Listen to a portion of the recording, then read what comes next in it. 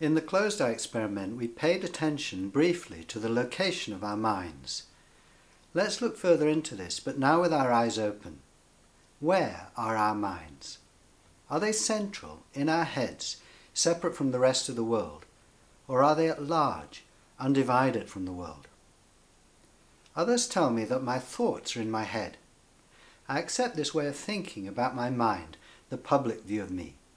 My mind is here, yours is there. But my private experience is different. My thoughts are not in my head here, simply because I don't find my head here. Instead, I find boundless awareness.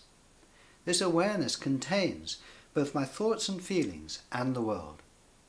My mind is undivided from the world. Here's a way of illustrating this. I'm looking at this apple from the emptiness at my center. I see its shape and color there, from this shapeless, colorless space here. I'm also thinking about the apple. It's red, it's round, it's ready to eat. Where are my thoughts? Others say my thoughts are in my head, but I find no head here. Instead, I find capacity. Capacity that is filled both with my thoughts and the apple. My thoughts about things are not distant and separate from those things. My thoughts are out there, connected to the world. Obviously, others do not see my thoughts there in the world, but my experience is different. My mind is at large in the world. I find no dividing line separating my mind from the world. It's the same with my feelings. I feel pleasure in seeing the color and shape of this mango. I feel a desire to eat it. My feelings and reactions are not contained inside a person here at my center. They're out there in the world. My feelings of wonder merge with the snowdrops. My excitement isn't separate from the fire. I'm capacity for a world filled with feeling.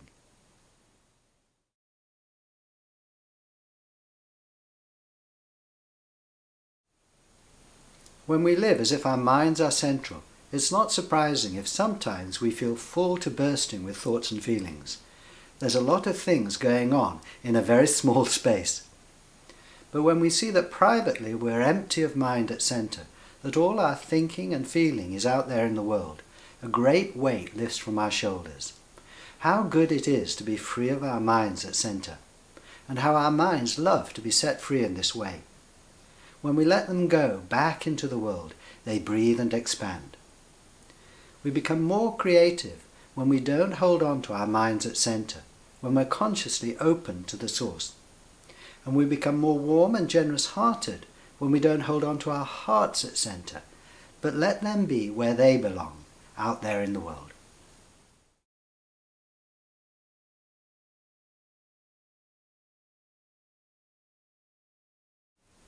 Locating our minds and hearts out there in the world doesn't mean, however, that we ignore them or stop being responsible for what we think and feel. In fact, we're likely to be more aware and more responsible, not less.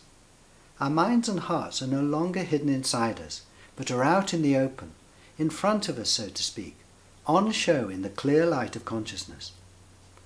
And as who we really are, not only are we responsible for the thoughts and feelings that flow from within us, we're also responsible for everything, since everything flows from this incredible mystery at our center.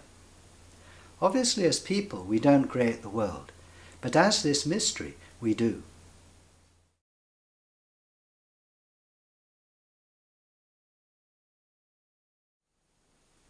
One of the situations where there's a striking difference between our public and private identities is when we move.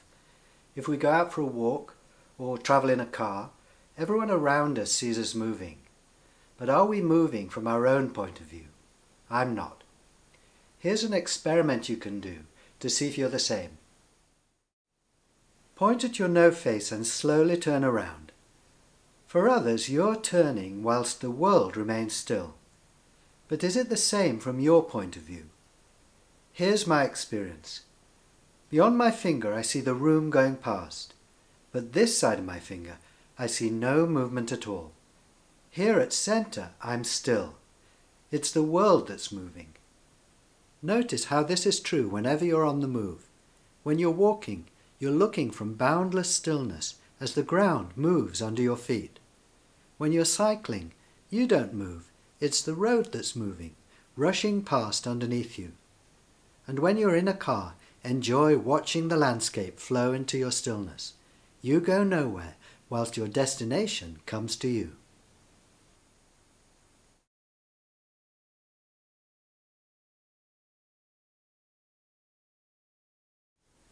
If we're only aware of our public identity, then we see ourselves as always on the move, and this can at times be tiring and stressful. We never quite stop, never quite rest. But if we're also aware of our private identity, aware of this stillness at the heart of our lives, then we find within ourselves profound peace and rest, even when we're rushing about. Being aware of this inner stillness is both deeply relaxing and energizing.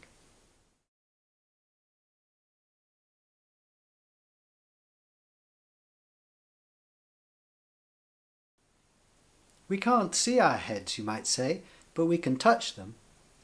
Let's do an experiment to see if this is true. Touch your head. What are you touching? I'm aware that for you, I'm touching my head, but my experience is different. This is the difference between the public and the private. From my point of view, my hand disappears into empty space here at my center, and then I experience lots of sensations, but they're not happening in a head here, they're happening in boundless awareness.